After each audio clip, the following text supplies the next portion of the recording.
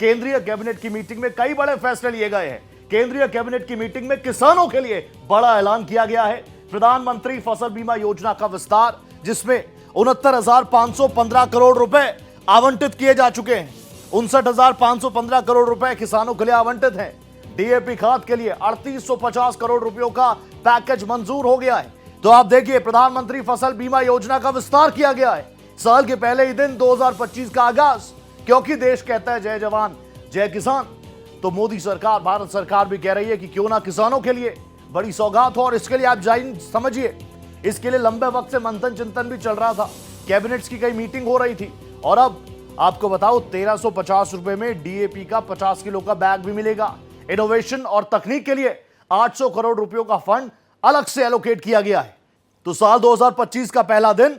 और अगर ये सारे फैसले आपके सामने जो रखे हैं, ये फैसले जून में तीसरी टर्म प्रधानमंत्री श्री नरेंद्र मोदी जी की सरकार बनी थर्ड टर्म के लिए, उसके बाद के फैसले।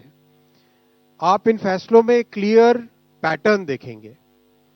ये पैटर्न है किसानों के जीवन से जुड़े, किसानों के खेती से जुड़े हर एक एस्पेक्ट, इनपुट से लेके आउटपुट तक, टेक्नोलॉजी से लेके क्वालिटी ऑफ इनपुट्स तक, एजुकेशन से लेके डिजिटलाइजेशन तक, रिस्क को कम करने से लेके मार्केट के सपोर्ट को बढ़ाने तक, यानी 360 डिग्री एनालिसिस अगर आप करो किसानों के किसानी का, खेती का, तो उसमें हर एक एस्पेक्ट में, हर एक डायमेंशन में प्रधानमंत्री श्री नरेंद्र मोदी जी ने, एनडीए सरकार ने एक क्लियर सपोर्ट और क्लियर इन्वेस्टमेंट के फैसले लिए हैं।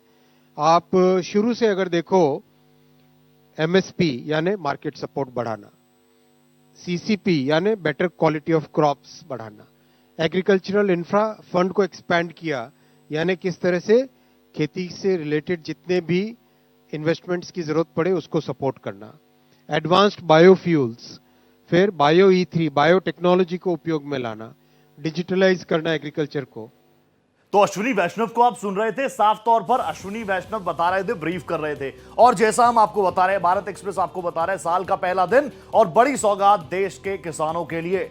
मेरे साथ मेरे वरिष्ठ सहयोगी कृष्ण मोहन शर्मा जी जुड़ चुके हैं। कृष्ण मोहन जी, आज आपसे साल के पहले दिन में मुखातिब हो रहा हूं। सबसे पहले तो बहुत शुभकामनाएं, हैप्पी न्यू ईयर आपको। और सरकार भी किसानों को कह रही है हैप्पी न्यू ईयर, बड़ी सौगातें किसानों के लिए। सभी दर्शकों को नए साल की शुभकामनाएं। सबसे पहली बात कि भारत एक कृषि प्रधान देश है। तो हमारे देश के प्रधान सेवक जो प्रधानमंत्री है, उन्होंने ये बता दिया कि सबसे पहली प्राथमिकता कृषि को।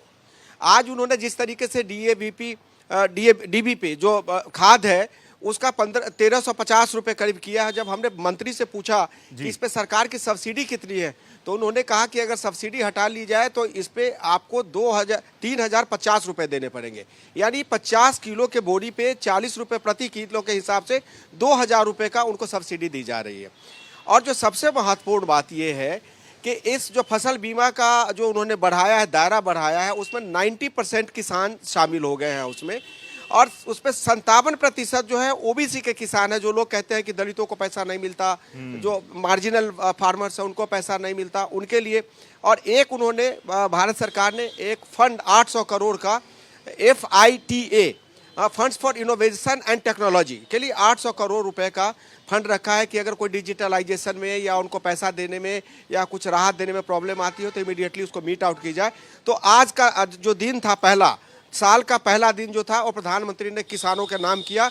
और अब से थोड़ी देर बाद कृषि मंत्री शिवराज सिंह चौहान भी लोगों से मुखातिब होकर बता रहे हैं कि किसान हमारे लिए कितनी प्राथमिकता है और हम किसानों की आमदनी दोगुना करना चाहते हैं। कृष्ण मोहन जी, नया साल है, नई उम्मीदें हैं, ऊर्जावान देश हमारा भारत। लेकिन एक तरफ हम देखते हैं कि मोदी सरकार, भारत सरकार किसानों के लिए एक के बाद एक कई चीजें ला रही है, कई पैकेजेस आ रहे हैं, कई योजनाओं का विस्तार हो रहा है।